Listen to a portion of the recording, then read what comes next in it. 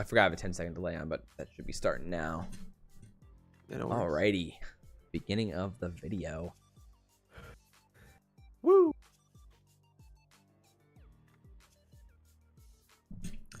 Alright, I think we're live. Sweet. Perfect. All right, here we go. 3, 2, 1. Hey, everyone, and welcome to Backseat Sports. I'm Josh, and that is Caleb. And today we're doing a live edition of the Nebraska v. Wisconsin predictions. Obviously, we're a few days, we're one day out of the game, so we're a little bit behind on this video this week. It's been kind of a crazy week, but we have a lot to get into, obviously, and it's going to be a blast, man. Caleb, how you doing? Yeah, my sister's been in the hospital all week, so yes, if you can send some prayers for my little sister, that would be awesome. So yeah, that's why the video is late, but yeah, so just keep praying for her recovery. Appreciate all that. Thanks, community, for that. And yeah, let's dive into Wisconsin. For sure. Real quick, I gotta reset your camera. All right, so Wisconsin, it's obviously going to be crazy. I mean, we're going to be going through, first off, the odds, and then going through some of those things, then offense, defense kind of previews, and then predictions overall, X factors, then predictions. So it's going to be a pretty fun one.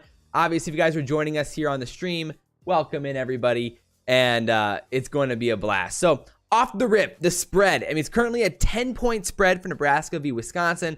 It opened up at 10, then went down to like 9. So, bettors were putting a little bit of money on Nebraska. Back up to 10 now, actually. So, 43-point over-under. So, they're expecting this to be a Big Ten classic kind of beat-down, low-scoring type game. Obviously, both teams would prefer to establish the run in this type of game. So, we're all assuming it's going to be a chill effort overall. So, I don't know. What are your thoughts so far? I mean, obviously, they're coming off a 6-game winning streak with some impressive wins in there. What do you think about this Wisconsin team? Yeah, I mean, I'll just rattle off those wins for Wisconsin here. I mean, they've been good, but they've just been convincing. At the beginning of the season, people are like, oh, Wisconsin's bad. They're kind of penciling in a win for Nebraska early in the season, starting off 1-3. But, they played some good teams in Penn State, Notre Dame, and Michigan. Obviously, the Notre Dame one kind of be more of a beatdown. Well, yeah, I mean, Graham Mertz was the difference early, right? I mean, he played terrible early and then suddenly was just on fire. And he's been playing so much better lately, and that's been huge. Yeah, I mean, Illinois, they won 24-0. Army, which is always a tough game, 20-14 they won. Purdue, 30-13 win. Iowa being, I guess, the big one, 27-7 win over Iowa, and then Rutgers 52-3, and then Northwestern 35-7. I guess everybody for this year, Northwestern's kind of the punching bag of the Big Ten. That's just how it is, them and Rutgers, but looking at the Iowa and the Purdue wins, those are really good wins, and keeping those teams to 13 and 7 points is really impressive. And crazy stat here, in the last 6 games, they've forced 17 turnovers as a defense. Yeah, they've been insane. That's almost 3 turnovers a game on the defense, and that's really been the difference. You look at Wisconsin, and it'll be a close game, and then one mistake leads into another. You think of that Iowa game, which was just a really ugly game, but again, they were the ones that forcing the turnovers, getting to Petrus, and that was really the difference. So, this is a gritty Big Ten team. Maybe not as flashy, not, as they have been before, but, still a really good Wisconsin team with a good defense. What's new? No, yeah, exactly. That's 100%. It is crazy. I mean, when we watched, because when we did the Michigan predictions video, and we were watching, Graham Mertz, we're like, dude, I mean, he played really well in that first half against Michigan before they got blown out in the second half, because he got hit so much in that first half, he ended up getting hurt, and that was kind of the difference. So it's it was interesting to see, all right, he played so bad in those first few games, and you get that Michigan game, and you're like, okay, we see it, the potential here for Wisconsin, and then they come out and they've been on fire since, and Mertz has been so much better taking care of the ball, and that's been just a huge X factor for him in these past few games. That was obviously the difference early. Yeah, and their offensive line's gotten a lot better too. Yeah. At the beginning of the season, they were not good whatsoever, and now you're watching them, their pass protection, their running formations have been just so much better. Diving into their offense, and Graham Mertz, he's thrown 58.7% completion percentage this year, which is okay, and it's 7.1 average, nothing great. 8 touchdowns to 9 interceptions.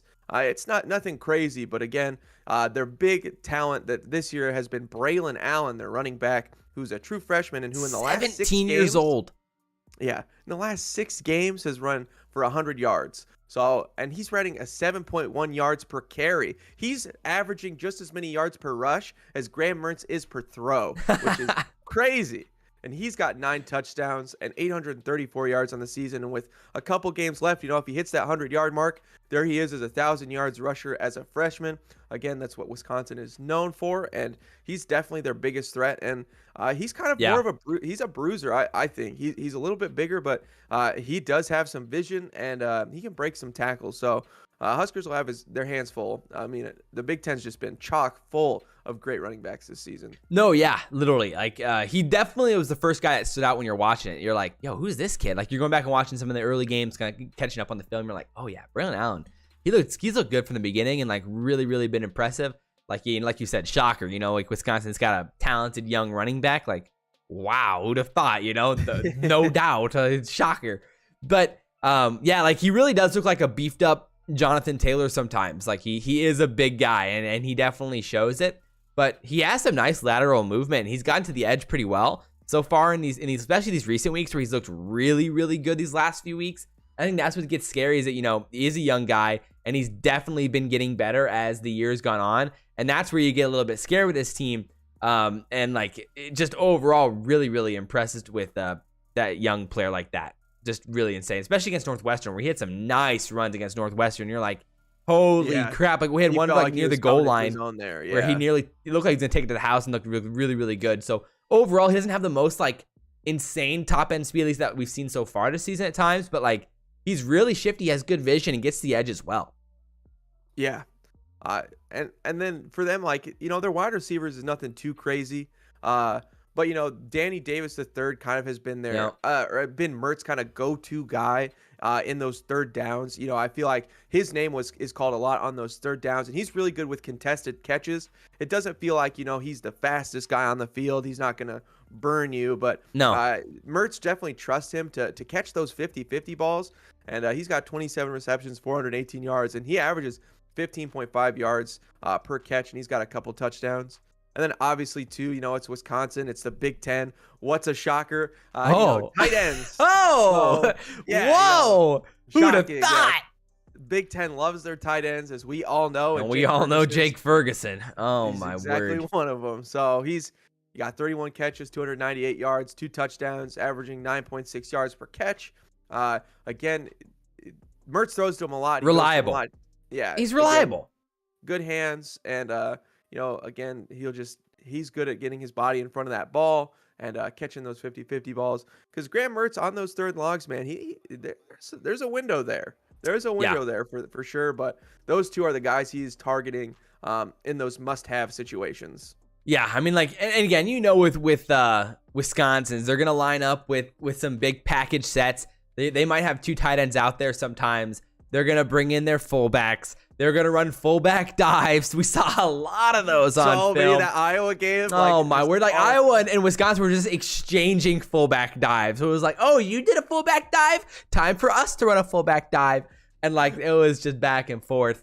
And, they're going to bring in those big sets. They want to get in those 3rd and 4s, 3rd and 5s, run play action to a tight end in the flats. Like, they're going to run, like, late release routes with tight ends into your flats and just dump it off. Like, that's what they want to do. And yeah, like you said, we've the biggest opportunity for teams has been, when you get that early stop on Wisconsin, forcing a 3rd and long and getting Graham Mertz in a position where he feels like he needs to force it. We've seen him make mistakes this year, and that's going to be a big time X factor. We even saw him in their most recent game, even against Rutgers, make some mistakes as well. Yeah, no, for sure. It's definitely there for him. One other thing too about Ferguson this year is, man, I think he's improved so much in the run block. I saw him. Dude, they engage downfield, bro. So impressive. Like all the wide receivers that they have, Pryor, Davis, man, they're so good at blocking and just getting to the second level. And that's the thing that they've improved at so much. Ferguson, as well as all of their offensive linemen, they're just so good at second level blocks and just really sealing. And, again, it's going to be a problem. Our linebackers, they're going to get to them this game. So it's going to be important that they can shed those blocks, that they can force the issue. Because, man, just like every Big Ten team, they love big bodies, and just like there's like a pile of humans just in the middle of the field, like for like 3 yards. That's nothing makes Paul Chryst happier than that. So yeah. We're just gonna have to be handling that. Well, I mean, like we saw multiple situations where they have no problem running like, fullback dive, QB sneak at the goal line. They are all about that, and then we saw that a lot. You see that a lot in those games where they'll run a halfback dive, then a fullback dive, then a QB sneak, and that's their whole goal is there to get 4 yards, and they're gonna get him. And so when you're Nebraska, like if you get them down by the goal line, you know what's coming. And you've got to sell out to try to find that stop. And there's a lot of pressure on, the interior linemen here to get some push on the inside, disrupt from inside the pocket, from the middle of the line of scrimmage, and make some plays and get contact early on big body backs like Braylon is. And so you got to make plays there. Yeah. And again, just those arm tackles aren't going to work. I think it was that late again in that third, fourth quarter. That's where the Big Ten, that's where you win your games. That's where we saw, Michigan kind of pull ahead of us.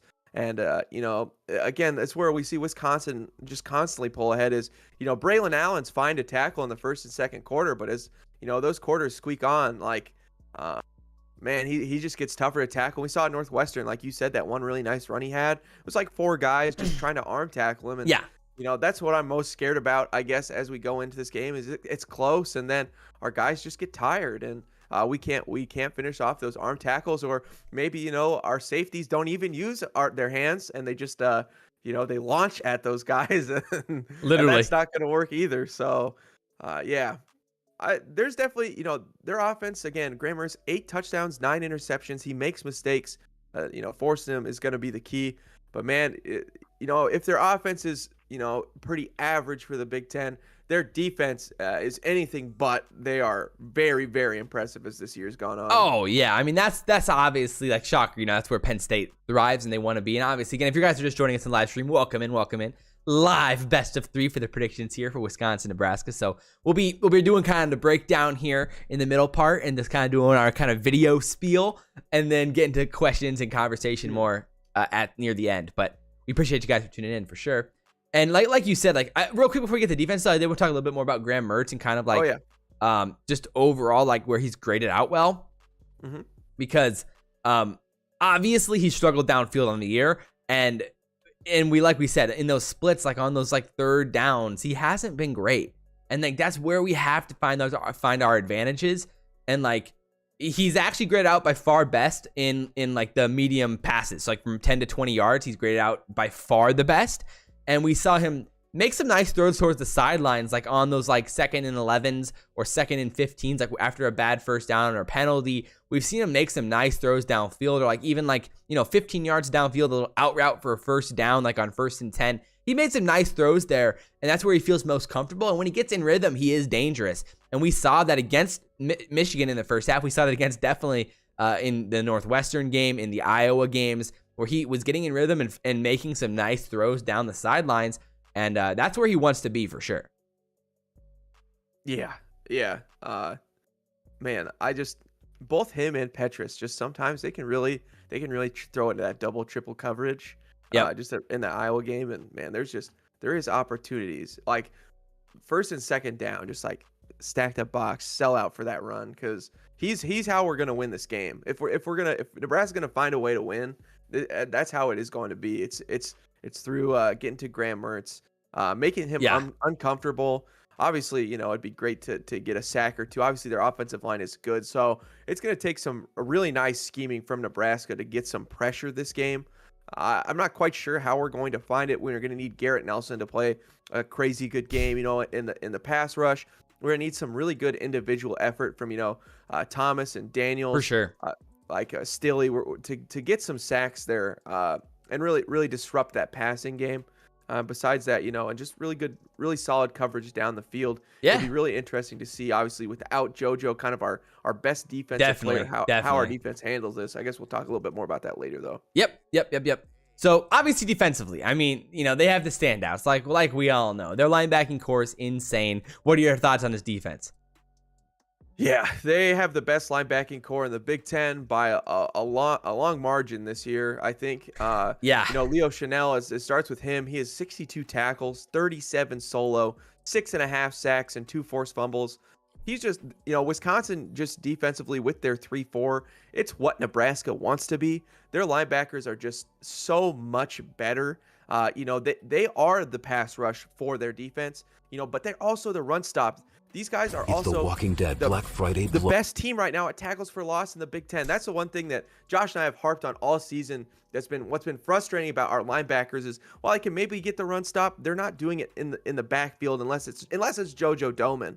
Yeah. That's the only way that we're getting that. And they average 7.4 tackles per loss per game in the Big Ten, and that's it leads the Big Ten. Obviously, it's really impressive, and yeah, they're really good at that. And not also that, they got Herbig, who's got 39 tackles, 28 solo, and he's got even more sacks than Chanel at 7 and 4 pass deflections and a forced fumble.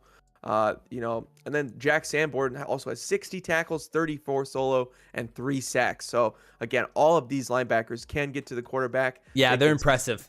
They can stop the run. They really just, maybe they're not the best in pass coverage. Yeah, that's the opportunity for sure.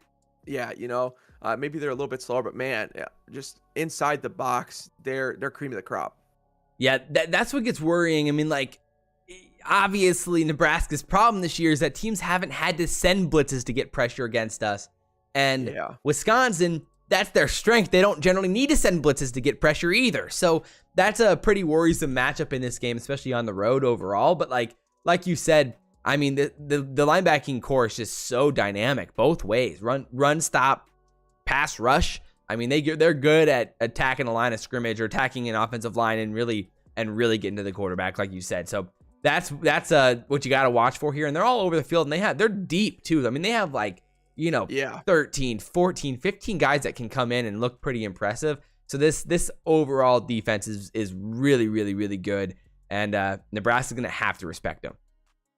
Yeah, and I was really thinking, Wisconsin, a lot of times maybe they're really good up front. They have a good corner or two, but then their safeties are, sometimes a little bit weaker. But I was pretty impressed watching them. That was one key I was really watching to see in their secondary. Torchio.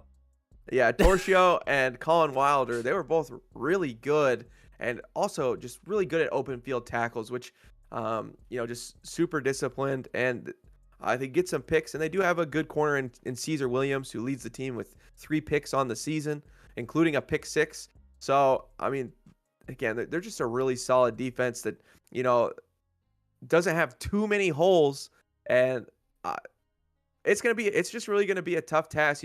I'd say the passing game is where you can get stuff, but we're going to have to create time, and it's going to be pretty impossible to establish the run with the offensive line, or at least establish a good passing pocket with the offensive line that we've had all season. Yeah, that's what gets really scary. With Bryce Benhart and Turner Cochran, Turner. It doesn't matter who you're playing. They're going to have chances to get to Adrian. So, let alone Wisconsin, the best team in the Big Ten defensively. Yeah, exactly. That's what gets scary. And I think dude, Torchio, he had some insanely impressive plays where you're there was a few plays where he's literally reading a play, sprinting across the whole field, covering a lot of turf and making a play on the ball. And you're this is what a safety's trying to do out here. And he did it really, really well. So he stood out for sure, especially in coverage. And he's the hawk that you're looking for, the ball hawk in the middle of the field that you're looking for. And he did that about as good as anybody in the Big Ten I've seen this year. So that's what gets pretty scary, I think, overall, when looking at how we're trying to attack this defense. And I'm definitely nervous, to say the least. So let's start talking about some of these matchups and some of these X factors overall, and the things that we're looking for in this game specifically. Obviously, not even on not even specifically with some of the other things that's going on with Nebraska. But what are you looking for X factors wise in this game? Yeah, I mean, I'm definitely the big thing for me is how is Isaac Gifford going to fill in for JoJo? I think it's exciting because JoJo couldn't come back anyway. It's nice that he'll get this playing time. Obviously, it's very sad because JoJo has been so good, and you wanted him to keep filling up that stat sheet, and hopefully getting some all Big Ten honors for the season. So that's definitely a bummer for sure. But I'm excited to see how Isaac Gifford can do. Obviously, he's young and he's going to have to, I mean, those are giant shoes to fill. How's he going to do in coverage? How's he going to do in the run stop? What does Frost and, Shenander trust him most to do? Because, again, JoJo was just, he was in coverage so often this year. Oh, yeah. More time in coverage than on the line. He was the Band-Aid all the time for this defense. I mean, that's what gets scary, It's like, how is he going to do that? So that's just a giant question mark in general. Yeah. How's he going to handle Ferguson when he's covering him? I'm definitely a little nervous about that. Not that, excited for him to get to play because I think he's going to be a good player. Obviously, Luke was a great player. Definitely. But he's still pretty young and,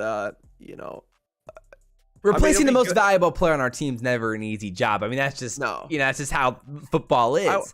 I wish we would have got to do this next season to start the year instead of 2 games left in this season. I mean, again, if JoJo's ever going to miss games, at least it's when the season's, technically already, quote unquote, over. Yeah, when there's nothing to, it's good that he's getting the surgery. Obviously, he's a Sunday guy, so, you want him to get that hand fixed so, he can show, he can do tons of reps. Oh, for sure. We want Nebraska to be repping on Sundays, for sure. The combine, we want to see him do a good job in the combine. So hopefully he has time for that.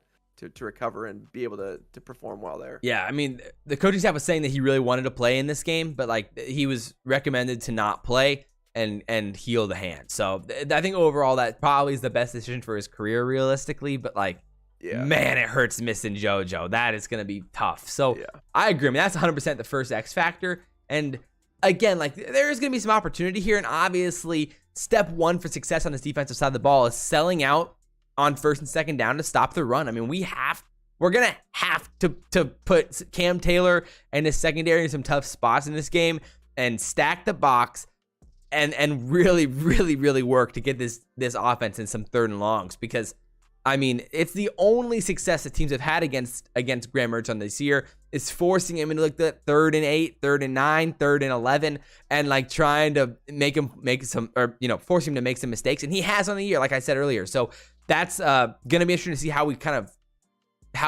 strategize that and really plan that out, what the defensive game plan is to get and really break down the offensive line early and get some stops on first and second down.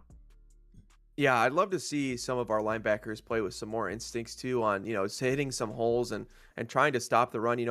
They'll just sit there and, I know that's probably how our coaches want. They just want them to sit in that gap and kind of wait until the last second. But man, you watch Wisconsin's tape and just how instinctual they are in hitting that hole, knowing where the run's going to be, knowing where it's coming from.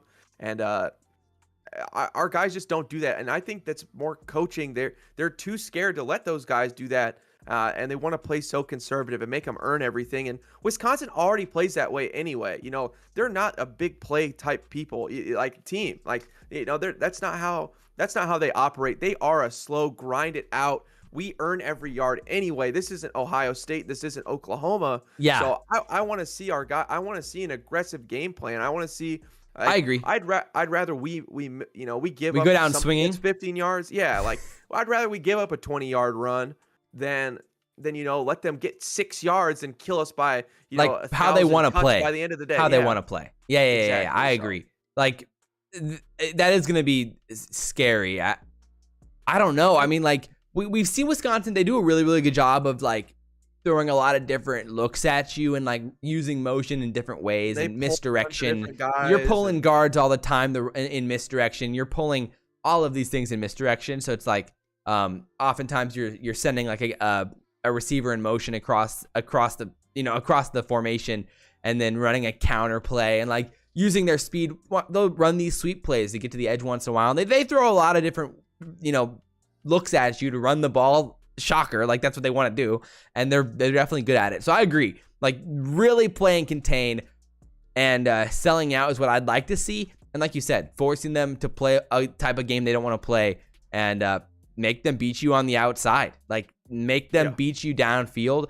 And easier said than done, obviously, because at the end of the day, you got to win your battles up front, and that is literally at the end of the day, it's the X's and O's of talent up front. How does our D line match up against these interior defenders, and how can Reimer and Henrich hit these gaps, and like you said, at the point of attack, make plays at the line of scrimmage. And like so far this year, when games are close, we get kind of beat down and things start going the other way.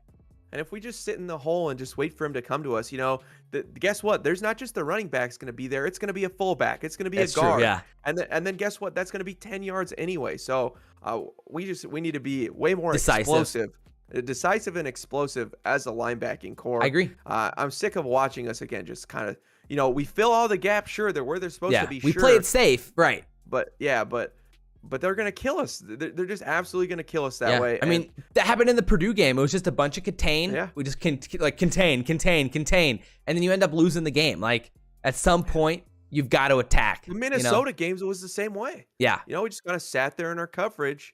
And again, like, that's not hard to read. You think Paul Chryst is having a tough time understanding that? And then, like, it's so easy to counter and do other stuff. And they're already really good at run block, their run block anyway. So then it's only a couple scheming plays and boom, those yards are already 30 yards runs. When your offense is putting up 35 points.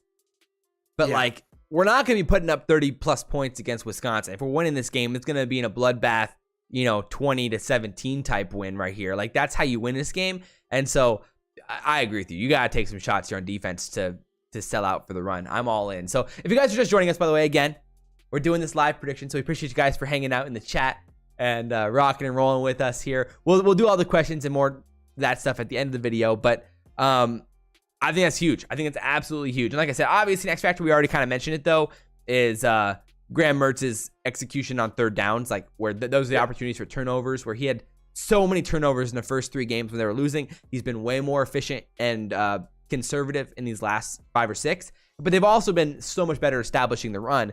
And so hopefully we learn from those teams' mistakes and kind of take some shots here for sure. Obviously, on our side of the ball, offensively, I mean, Adrian on the road, we know how it goes. Like, he's an X factor in himself in decision-making and turnovers. We know how it is. It's been the same story his whole career. And when we've been on the road, it's been a little scary. So hopefully we can flip that script a little bit in this game. And when he's not turning the ball over, we're winning. Yeah. That's correct. Yeah.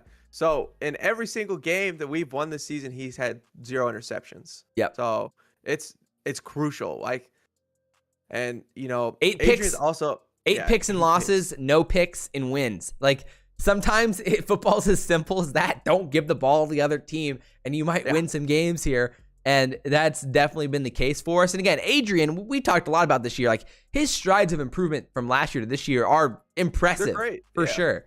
But like, we got back to some of his downfield prowess from year 1, and definitely having Torrey and some of that more downfield connection with Torrey has helped. Having Omar Manning towards the sidelines has helped as well. Obviously, having healthy tight ends has helped as well this year with across the middle of the field. And so hopefully overall, like, that execution downfield is huge. And there's going to be some opportunities across the middle here. And we saw, like, at times where teams had opportunities to hit some players down the seams against Wisconsin. And it really comes down to can the quarterback step up in the pocket and throw that ball on time and into the basket, like exactly where he needs to throw this ball. And that's been the struggle for teams, obviously, because Wisconsin's good at getting the quarterback. So there are these things that are a little bit scary, and so that's what you got to worry for here. Yeah, I really want our wide receivers and tight ends to be extra physical this game. Wisconsin definitely, they always have, they're always the enforcers. They are the ones that are bringing, they're going to impose their will physically on everybody, and they get away with stuff because they are the aggressors. So we need to be the aggressors on the offensive side, on the wide receivers. We need to be ones, engaging in those hand fights, wanting those 50-50 balls and getting off our blocks, because they're a really physical team. They come in early too. Like, Adrian's going to have to be on time with his throws, because those linebackers, they kind of hit early sometimes, which should be PI, but it's not, because again, it's a boom play, as you'll hear those commentators say later in this game. So we need to be physical, and I'd rather get called for offensive pass interference on this game than the other way around. Try to hedge our bets here, yeah, exactly. Push off, like, because they're gonna push you. So I want to see our tight ends and our guys do this, because again, they're strong anyway, so they're not gonna. those push-off calls aren't going to happen because they're going to hit a little bit early. And I've seen this. We've all seen this every year from Wisconsin. They do hit a little bit early when those throws come in. So really like a big physicality from our wide receivers and our tight ends is going to be just paramount. 100%. I mean, like we've had inconsistent results with blocking downfield this year. I mean, like we've seen it solid at times and then like pretty inconsistent at other times. And I think that's been Frost's biggest like battle with his receiving core is, all right, certain guys like in Oliver Martin's good at blocking downfield, but he's not the playmaker you need on the field. Where like we haven't seen the best blocking downfield from like Xavier Betts this season, but he's a playmaker and he has speed and he's athletic, and you need those guys on the field, especially against Wisconsin, to spread the field and get to the edge. But like we need to see a lot more from Xavier and Omar, especially in downfield blocking and engaging with those guys Torre downfield. as well, too. Oh, even Torre, yeah, I agree. So I would like to see a little bit more 12 personnel, 2 tight ends in this game, and getting physical and letting, Vokalek and Austin Allen engage and blocks in the second level and use their size that is an X factor in college football. You don't see guys like that very often. Get downfield and let's create some space and hopefully use Xavier on the edge and get to the edge overall with running the option and having these guys engage downfield. I would love to see that. So overall with Adrian as well, wanted to mention this again. Second and long has been his problem this year. So far this year, he has a 15.8% interception rate on second and long. So second and 11 or more. So it's like it gets scary when we're losing a yard on first down or we have a penalty or something like that. Now you're putting a second and long, and Adrian's been prone to try to force these things and caused himself some problems this year.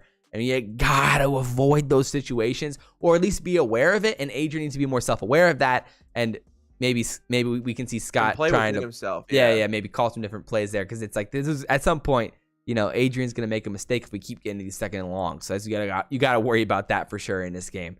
So we will see. So with that said, let's get into the juice of this, the predictions. Oh baby, Caleb, what are your thoughts? Where are we at with this game? What's the narrative for us to win? What do you think is going to happen?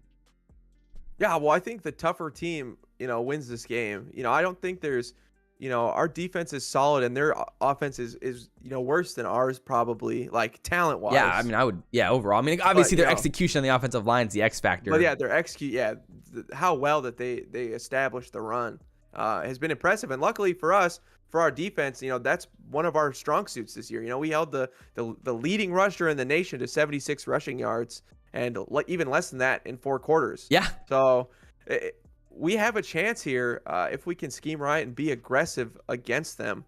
But yeah, it comes down to then our offense and our offensive line and how we do, and it comes down to turnovers.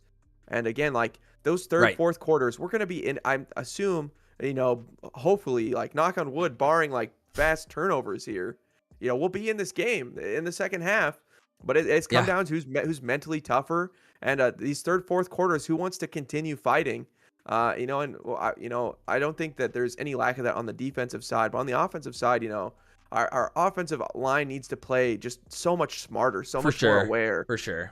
We see there was a great play that Josh pointed out to me against Wisconsin where the guard just absolutely got fried. And the tackle got fried. The tackle got fried. Smoked on the edge.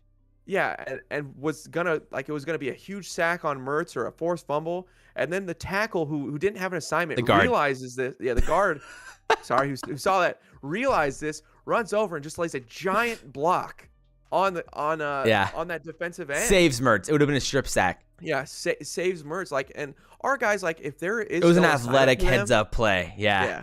Our guys, if there is no assignment, they stand there like, oh, I don't have to play this play.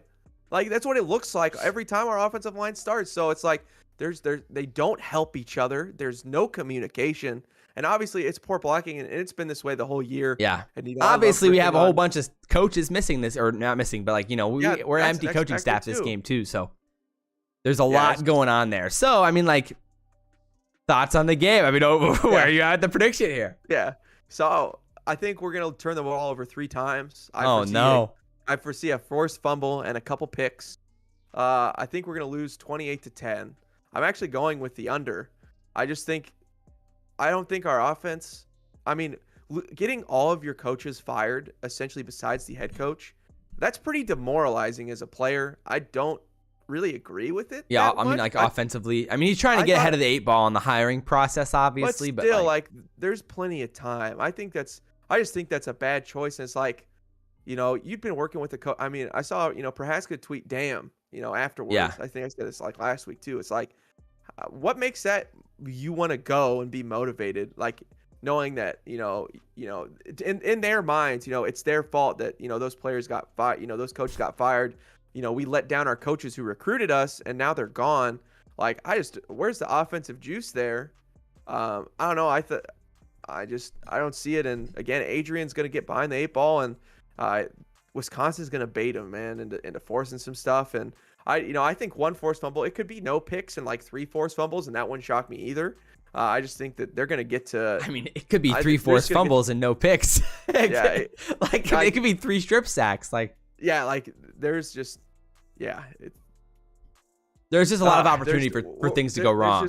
And we haven't even talked about special teams. That's an X factor in itself. And there's that too. Yeah, again, like, I picked 10 points. I think we're going to have opportunities to kick field goals, but like, am I going to choose us to make those? Like, sure, we're going to get drives, but like, I even had a difficult time picking the extra 3 points for the 10. So I'm like, are we we can't make field goals. So I mean, this could easily be 28-16 or 28-19, but we're not going to hit field goals. So. Dang.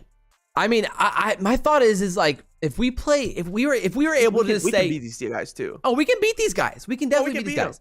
The problem is again, every single time this game, there's some facet of our offense or special teams has gone wrong, and that in the crucial moment, and that's been the difference in the game.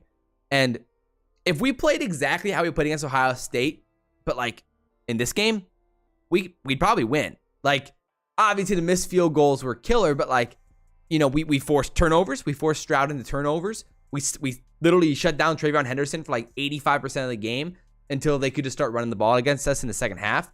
And like, we'd be right in it if we could literally just bottle up that performance and then right into a Wisconsin game on the road. The thing is, it's like JoJo made some incredible plays that game. Oh, I mean, JoJo, and now JoJo's gone. Difference. That's my difference. Is like, that pass deflection on the tight ends, like, seam in this second half, that was just incredible. I mean, just he fully out, like, just laid out, and swatted, insane, full extension, and then the picks, and the picks, like, I mean, man, his pick was insane, and then Tanner Farmer's like, ooh.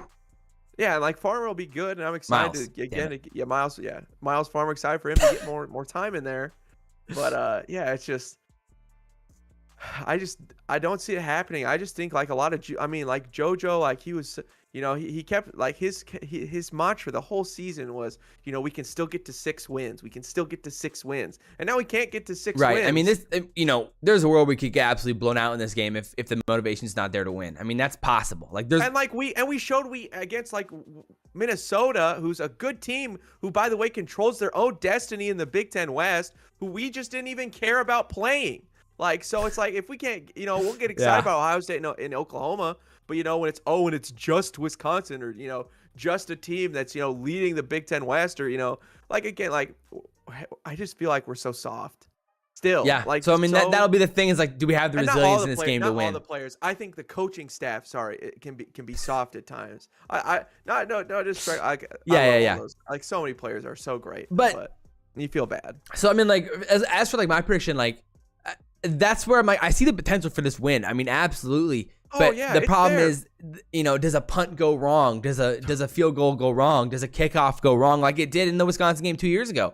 We're up 7-0, and then bang, kick return for a touchdown, and now you're right back at a tied game, all momentum lost. It was so exciting because we forced a fumble on Jonathan Taylor early, and Josh and I in that video, if you go back to 2019, we're like, that's the one weakness of Wisconsin. If we can force Jonathan Taylor, he can get fumble happy. And this time, and then it happened, and I was so pumped, screaming my head off in the stadium. And then like, it took 1 second, and you're like, of course, as it always has been with Nebraska, right? These last 7 years. Well, I mean, that's the thing in this game. This season too has been, if we're not really dominating this game, we end up losing. I mean, obviously we played an unbelievably tough schedule, but like, that's even been the case in the games where we should have won. Purdue, Minnesota, Illinois, like games that, like, talent-wise, we can win, we should win, but like special teams came to bite us, turnovers bought Defense us, gets conservative. Yeah, something like that, and that's where it gets frustrating. So overall, like that's where I'm a little bit worried, and that's why I don't think I can pick us to win. But like, I so badly want to. But on the road, without JoJo Domann, who's been the absolute best Band-Aid of all time for us this year, and he's made so many clutch plays. For 4 years. I mean, let's just be honest. Like, I'm so sad he doesn't get right. And even if Gifford's an above average player, losing an elite Sunday player like JoJo, I think is going to be something that I don't even think we can really he's just young, quantify yet. He has a lot to learn, and like JoJo was the same way, like, super instinctual. Again, like he should have started, and they didn't start him like all 4 years. And I think Scott Frost his first year was incredibly dumb thing to do, because he like almost won that Ohio State for us game single-handedly. The one that was close was because of JoJo, and guess what? He wasn't a starter. Yeah. I'm just sad. Angry. So I guess my prediction overall, I'm gonna smash the under as well here. Or not smash, but I'm definitely gonna be hitting the under here on the point total. What is 43? So I'm gonna go with a 2017 Wisconsin win on the road here. We're gonna keep it close. It's gonna be a heartbreaker. No. It's gonna hurt. It's gonna be painful. Are we gonna have to lead at some point?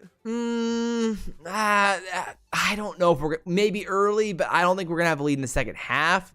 Okay. And it's gonna come down to like they're gonna run the ball out. I'll just have a wellspring of hope the whole game. Yeah, I'll be excited. like it's been the whole year. That's just how it's gonna go. We're gonna have a spring of hope early, and then something's gonna go wrong, and we can't really recover. We're not gonna get back on track. And overall, that's gonna be, I think, what's gonna happen. It's gonna be painful again. But again, breaking my poor fandom heart. You're telling me you just picked us to lose by 18. What is this? All right. Well, because I think we get blown out, man. I just don't think we'll have we won't have the juice, as we said against Minnesota. We weren't ready to play.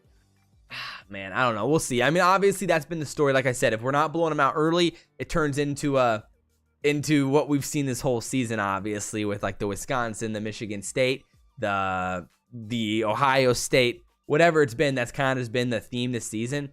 And so that's what I'm pretty worried about overall. The big question I think with this game is really interesting is almost more about the narrative for how this affects Nebraska heading into the future. Like, what young guys do you want to see play? Like, what happens with Adrian Martinez? Do you hedge your bets with Logan Smothers playing at some point if this game gets out of hand? Do we look at other guys like, some of the backups as well? Like, do you want to try to get him some time in these games if things aren't going well late?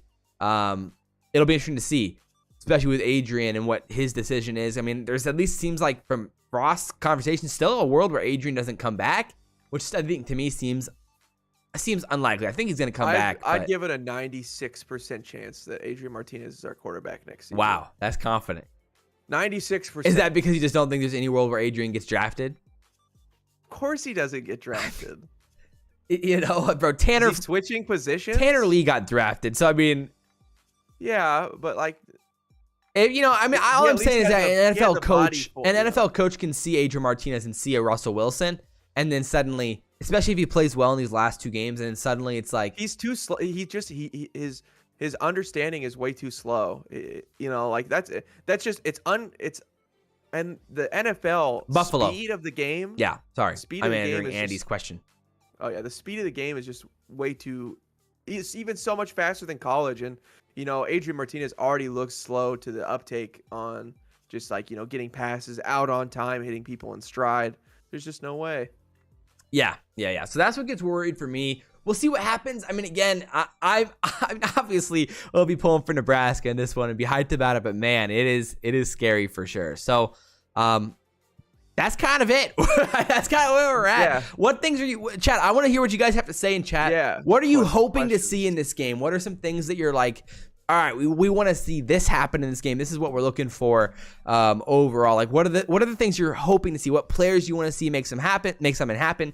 The running game's definitely a question as well. The running back core with the guys in there, obviously, with players coming off injury, obviously. How do you think Ramir Johnson can do?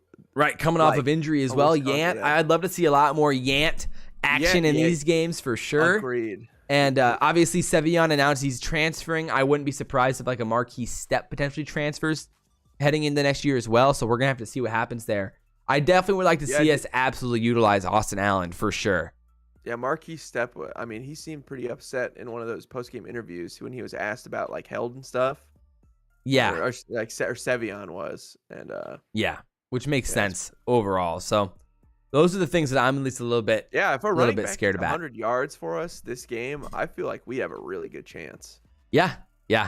Like if that were to be the case, like if Vermeer or Yant got 100 yards again against a good rush defense that again is going to stack the box and try to get pressure a ton. I mean, that just alleviate everything for us and have them on their heels. I'd be really excited if that was the case. Yeah, I mean, a new QB. Well, yeah, Bleak or Bieko for sure. I mean, like, again, we've competed in basically every game against a good team this year, and there's definitely a mentality there where like we like being the underdog. And one thing I was gonna say is, I mean, like Adrian. One thing's for sure about Adrian is that he has always played well when it doesn't matter. This is true. That might be an X factor in itself heading into these last two games. He's always played well when it doesn't matter. So, watch out for that, chat. Maybe don't sleep on him this week, Don't sleep on Adrian this week. That's a good point. There's no pressure now. Can't go to a bowl game. You're going to lose. People think you'll lose anyway. Eddie Rose, that is disgusting. No, Ew, we would never want to be a Mizzou fan. Not that garbage trash. What? Disgusting. How dare you? What? My family's lived in Nebraska since it became a state. Heck Where's no. that Farmstead Act, baby? Yeah, Come exactly. Come on. Heck no. Literally. My great-grandfather went to the first bowl game that Nebraska ever had. It's the Rose Bowl, man. This is in my blood. I'd never switch. Even how painful it is. Especially not Missouri. Remember when you got owned by us the last time we played? Oh, that felt so good. You'll have that victory bell, Eddie. Oh, it felt so good. Remember when Roy Halu Jr., remember that name? That was Eddie? Beautiful, man. 300 yards. I was at that game. Single game. I sat next to all the Missouri fans. I was right next to the visitor section up in the corner. And they were so down bad. It was great, man. It was fantastic. That was such an exciting No, but game. again, we've held Kenneth Walker, Travion Henderson. We've held some talented running games to like, we kept them in check on the year. So it's like, it's possible that we come out here and this could be like a 17-14, 17-10 type game where it's like really close. No team can get anything going and it comes down to a turnover. That's the difference. It comes down to a bad punt or a blocked kick or something along those lines, a kick return for a touchdown that ends up being the difference of the momentum in this game. And that's what I'm definitely worried about. So, I mean, again, Austin Allen, I like I said, I'm going to keep hammering home that I think Austin Allen has the potential to have like a huge game across the middle of the field here. Yeah. But it comes down to like the matchups, like we've been hammering home here, is like, do you really trust these tackles, even if they're only sending 4 to protect Adrian Martinez? No, we don't. And then that's been the biggest problem this season is that Adrian's been the most pressured quarterback in the Big Ten, but the least blitzed quarterback in the Big Ten. There's a problem here with the offensive line, and obviously that there's a reason why we've made changes to this coaching staff, but there's question marks like all around there, but like that's going to be a massive question mark to say the least. Yeah. Have I found any silver linings with Nebraska keeping Frost revamping the offense? That's a great question, Josh. No, great question. No. You haven't? None. I mean, if we could get some like really good recruiter, and maybe bump up our recruiting class for the season. But if you were told Campbell's not coming, Fickle's not coming, again, if we don't know that was the case. I mean, we're saving a let's bunch just say of that's the money, case. so the payouts are less. Let's be positive around here. Let's just say that those guys didn't want to come. Let's say Campbell was like, nah, get out of town. They all wanted to come. I mean, side note, Mel Tucker, shout out MSU for trying to offer Mel Tucker $9 million a year? Dude, yeah. So it was like what, a 10-year contract, Mel right? Tucker counting his money. This is a destination for me. This is a destination. I mean, again, if they're actually, so supposedly it was a 10-year, $9 million contract, something along those lines. I remember reading that right. 10-year, $95 million contract was apparently the offer. I would love to see Wisconsin I wish they would have. I mean, that's a ballsy move. But I mean, like, if you're MSU, I mean, right now Mel Tucker looks like literal God on earth. I mean, beating Michigan, literally you turning this team in 1 year through the transfer portal, like, whew, you better hope that Frost hits Walker gold. Was a transfer. That's what pains me. I know. He wasn't even there. Mel Tucker picked him up, and he's like, might win the Heisman. What is this? Insane. What is this? Insane. It's going to be crazy, man. So we'll see. Campbell's never beat Iowa. Fair play, Andy. Fair play.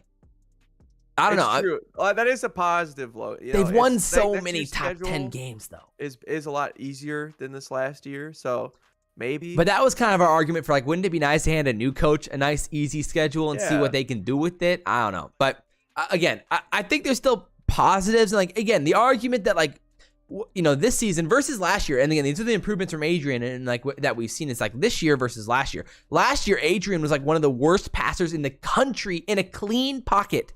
Like, he was just straight up missing people. He was a bottom 3 player in downfield passing. This year, he's actually been an elite downfield passer statistically, and obviously, we've seen improvements there. And Torrey has been a blessing downfield for Adrian. Obviously, the best connection, but like. We'll see. I think if you put, a better offensive line around Adrian Martinez, he can win next year, 7-8 games. I think it's possible. But, like, the problem is the defense you're losing, JoJo. You're losing a lot of fifth-year seniors there. Probably Cam Taylor. Offensively, you're probably going to be losing Austin Allen. And you're going to be replacing those guys as well. And Torrey. If Scott Frost could win this Wisconsin game and win this Iowa game, I'd be that's the fine thing. with him coming back. I'd be fine with him coming back. Yeah, and that's what we said that a lot. But like in the moment of that of last week. I was so angry at the decision because we didn't preemptive. At that point, preemptive. It was so preemptive. Like, again, Josh said, like, what if we get blown out by 50 these next 2 games?